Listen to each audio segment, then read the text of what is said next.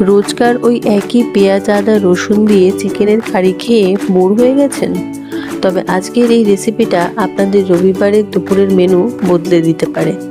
বাড়িতে যদি হঠাৎ কোনো গেস্ট চলে আসে, চিকেনের এই রেসিপিটা করে দিন, বুঝতেই পারবে না যে চিকেনটা কেমন করে এত টেস্টি হলো।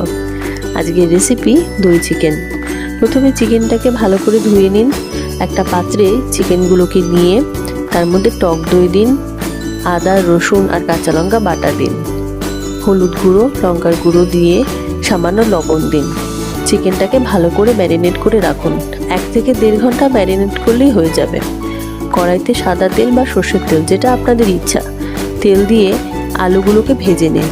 আমি এখানে আলু দিয়ে দই চিকেন করেছি, আপনারা চাইলে আলু নাও দিতে পারেন। আলুগুলো ভেজে নেওয়ার পর কড়াইতে পেঁয়াজ কুচি দিন। পেঁয়াজ কুচি ভাজা হলে আদা রসুন কাঁচা লঙ্কা বাটার বাকিটা দিয়ে ভালো করে পেঁয়াজের সঙ্গে ভেজে নিন। ভাজা হলে হলুদ গুঁড়ো, ধনে গুঁড়ো, লঙ্কার গুঁড়ো দিয়ে ভালো করে মিক্স করে নিন। কিছুটা জল দিয়ে মশলাটা কষিয়ে নেবেন।